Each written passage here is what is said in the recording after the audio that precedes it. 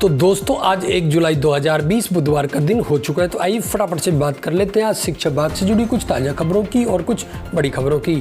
राज्य बीमा एवं प्रावधायी निधि विभाग कोटा के सहायक निदेशक ने बताया कि डिजिटल इंडिया इनिशिएशन को ध्यान में रखते हुए राष्ट्रीय पेंशन प्रणाली के अंशदाताओं को CRA द्वारा अब ऑनलाइन प्राण जनरेट किए जा रहे हैं। इस हेतु CRA द्वारा OPGM विकसित किया गया। उन्होंने बताया कि यह प्रक्रिया अब राजस्थान में भी प्रारंभ की जा रही है, जिसके अंतर्गत राष्ट्रीय पेंशन प्रणाली के अंशदाताओं के लिए ऑनलाइन प्राण जनरेशन की नवीन प्रक्रिया में नवनियुक्त कर्मचारी पद से common subscriber registration form download कर उसके प्रत्येक कॉलम की पूर्ति करके संबंधित आहरण वितरण अधिकारी को प्रस्तुत करेंगे।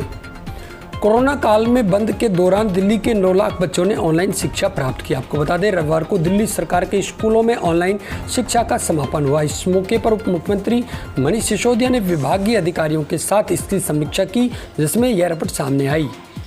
माध्यमिक शिक्षा बोर्ड राजस्थान अजमेर द्वारा आयोजित शेष रही बोर्ड परीक्षाएं 30 जून को जिले में कुल 219 परीक्षा केंद्रों पर कोविड-19 महामारी के अंतर्गत प्रोटोकॉल का पालन करते व्यवस्थित और शांतिपूर्ण तरीके से संपन्न हो गई। राजस्थान हाईकोर्ट ने RAS भर्ती परीक्षा 2018 की मुख्य परीक्षा का परिणाम जारी करने पर लगी रोक को हटा दिया। आपको बता दें इसके साथ ही अदालत ने इस संबंध में दायर याचिका को सारहीन मानते हुए निस्तारित कर दिया है। राजस्थान माध्यमिक शिक्षा बोर्ड की वर्ष 2020 की मुख्य परीक्षा मंगलवार को निर्विघ्न संपन्न हो गई। आपको बता दें बोर्ड की इन परीक्षाओं के लिए प्रदेश के 33 जिलों के 5,586 मुख्य केंद्र और कोविड-19 के कारण सोशल डिस्टेंसिंग को दृष्टिगत रखते हुए 524 उपकेंद्र बनाए गए थे। इन पर 20,58,159 परीक्षार्थियों ने परीक्षा दी। केंद्र सरकार के बाद राजस्थान सरकार ने भी कोरोना महामारी को देखते हुए अनलॉक 2 की गाइडलाइंस मंगलवार को जारी कर दी। 31 जुलाई तक राज्य में स्कूल, कॉलेज, कोचिंग सेंटर और अन्य संस्थान बंद रहेंगे। आपको बता दें मेट्रो और सिटी बसें अभी नहीं चलेंगी। हालांकि केंद्र और राज्य के ट्रेनिंग संस्थान 15 जुलाई से शर्तों के साथ खोले जा सकते हैं। आने वाली PG परीक्षाओं की तैयारी के लिए फोर्डवा ने कोरोना ड्यूटी से रेजिडेंट डॉक्टरों को कुछ दिन के लिए हटाने की मांग की है। साथ ही कोविड-19 संक्रमित डॉक्टरों की परीक्षा देने के लिए अलग इंतजाम किए जाने की अपील भी की है। राजस्थान बोर्ड की परीक्षाओं के आयोजन में हाईकोर्ट के आदेश की पालना नहीं होने पर राजस्थान हाईकोर्ट में मुख्य न्यायाधीश इंद्रजीत सिंह महंती और न्यायाधीश प्रकाश गुप्ता की खंडपीठ ने मुख्य सचिव DB गुप्ता, माध्यमिक शिक्षा बोर्ड राजस्थान के सचिव अरविंद कुमार सिंह और CBSE सचिव अनुराग त्रिपाठी को अवमानना नोटिस जारी कर जवाब मांगा है। राजस्थान विश्वविद्यालय जयपुर के समस्त संगठक महाविद्यालयों के प्रथम एवं द्वितीय वर्ष के विद्यार्थियों तथा PG विभागों में अध्ययनरत स्नातकोत्तर सेमेस्टर द्वितीय के विद्यार्थियों को प्रोविजनल रूप से अगली कक्षा में अस्थायी क्रमोन्नति के लिए पुनः प्रवेश फॉर्म भरने की अंतिम तिथि 5 जुलाई तक बढ़ा दी गई है। पूर्व में यह तिथि 30 जून थी। कोरोना काल में विभिन्न विश्वविद्यालय कॉलेजों के छात्र छात्राओं को बिना परीक्षा स्थायी रूप से एडमिशन देने की कवायद जारी है, लेकिन इन स्थितियों में राजकीय कॉलेजों के शिक्षकों को परीक्षा देनी पड़ेगी। आपको बता दें कॉलेज आयुक्त प्रदीप बोरडा ने राजकीय कॉलेजों के 4500 शिक्षकों को पत्र लिखकर उन्हें प्रश्न पत्र भी भिजवाया है। शिक्षकों को इसे हल करके 2 जुलाई तक आयुक्तालय की अकादमी शाखा में भिजवाने के निर्देश दिए गए हैं। मुख्यमंत्री अशोक गहलोत ने कहा है कि जब तक हम आदर्श जीवन मूल्यों को नहीं अपनाएंगे हमारा जीवन खुशहाल नहीं हो सकता है। ऐसे में जरूरी है कि विद्यार्थियों को शिक्षा प्रदान करने के साथ साथ उनका चरित्र निर्माण भी हो।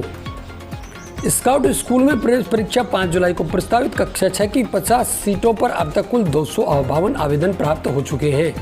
जांच में सही मिले आवेदकों की ही लिखित परीक्षा होगी। आपको बता दें कक्षा 6 के लिए प्रवेश परीक्षा स्कूल परिसर में ही होगी। इसमें आवेदक विद्यार्थियों से कक्षा 5वीं तक पढ़े गए विषयों और बेसिक जानकारी से संबंधित प्रश्न पूछे जाएंगे। कोरोना संक्रमित मरीजों की संख्या राजस्थान में भी अब 18,000 के पार हो चुकी है। आपको बता दें इनमें से 14,200 मरीज इलाज के बाद ठीक हो चुके हैं। प्रदेश में मंगलवार को 354 नए संक्रमित मामले सामने आए। इनमें सबसे ज़्यादा भरतपुर में 58 मामले सामने आए हैं। वहीं जोधपुर में 55, सीकर में 44, जयपुर में 27 और अलवर में 22 संक्रमित मामले पाए गए। जोधपुर व जयपुर में 8 लोगों की मौत के बाद मृतकों की संख्या 413 पहुँच गई है। राजस्थान में भी अब अनलॉक 2 की गाइडलाइन जारी कर दी गई। 31 जुलाई तक समस्त कॉलेज, स्कूल और कोचिंग इंस्टीट्यूट बंद रहेंगे। आपको बता दें बड़े मंदिरों के भी कपाट अभी नहीं खोले जाएंगे। सिनेमा, शॉपिंग मॉल व जिम, स्विमिंग पूल पर भी प्रतिबंध रहेगा। विवाह में 50 और अंत्येष्टि में 20 व्यक्ति से ज़्यादा शामिल होने पर नियमों का उल्लंघन करने पर जुर्माने का प्रावधान भी किया गया है। देश में कोरोना की पहली वैक्सीन कोवैक्सीन को हैदराबाद की फार्मा कंपनी भारत बायोटेक द्वारा तैयार किया गया है। इसे Indian council of medical research और national institute of virology Pune के साथ मिलकर बनाया गया है। Drug controller general of India ने कोवैक्सीन के ह्यूमन ट्रायल को मंजूरी दे दी। आपको बता दें, इसके प्री क्लिनिकल ट्रायल कामयाब रहे थे। इसके बाद इंसानों पर ट्रायल को मंजूरी दी गई। यह ट्रायल जुलाई में शुरू होगा। 1 जुलाई से देश में वित्तीय लेन देन के नियमों में बदलाव होने जा रहा है। इनमें PF, ATM, निकासी चार्ज और म्यूचुअल फंड से जुड़े कई नियम शामिल हैं। आपको बता दें, कोरोना के कारण उपजे हालात में केंद्र सरकार ने कर्मचारी पेंशन फंड से निकासी के नियमों में ढील दी थी। नए नियमों के साथ निकासी का आवेदन देने के लिए 30 जून आखिरी तारीख थी। इंदिरा गांधी राष्ट्रीय मुक्त विश्वविद्यालय ने अनुसूचित जाति एवं अनुसूचित जनजाति के विद्यार्थियों के लिए जुलाई 2020 सत्र के BA, BCom व BSc पाठ्यक्रमों सहित कुल 100 पाठ्यक्रम प्रवेश शुल्क निःशुल्क कर दिया है। माध्यमिक शिक्षा बोर्ड की 10वीं 12वीं की परीक्षा मंगलवार को संपन्न हो गई। हर वर्ष मार्च महीने में आयोजित होने वाली बोर्ड परीक्षा इस बार कोरोना के चलते लॉकडाउन के कारण 4 महीने लंबी खिंच गई। आपको बता दें, 15 जुलाई तक बोर्ड के द्वारा इसके परिणाम को जारी करने की संभावना है। आपको बता दें, सूत्रों के मुताबिक 15 जुलाई तक बोर्ड 12वीं परीक्षा के परीक्षा परिणाम को सबसे पहले जारी करेगा।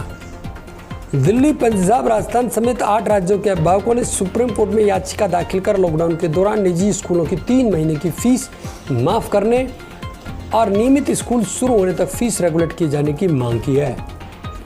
ओपन बुक परीक्षा की अवधि 10 दिन बढ़ाए जाने की जानकारी समय पर नहीं देने पर हाईकोर्ट ने दिल्ली विश्वविद्यालय के खिलाफ नाराजगी जाहिर की है। आपको बता दें, हाईकोर्ट ने कहा है कि क्यों न विश्वविद्यालय के खिलाफ अवमानना की कार्रवाई शुरू की जाए। 1 जुलाई से शुरू होने वाली परीक्षा को 10 दिन आगे बढ़ाने के DU के फैसले की जानकारी 26 जून को नहीं देने पर कोर्ट ने नाराजगी जताई है।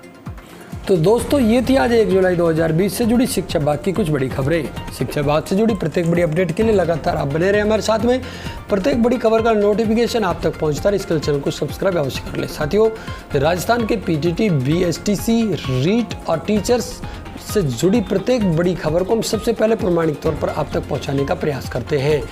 यदि BSTC, PTT, रीट और टीचर से जुड़ी आपकी कोई प्रॉब्लम है तो आप हमें कमेंट करके ज़रूर बताएं।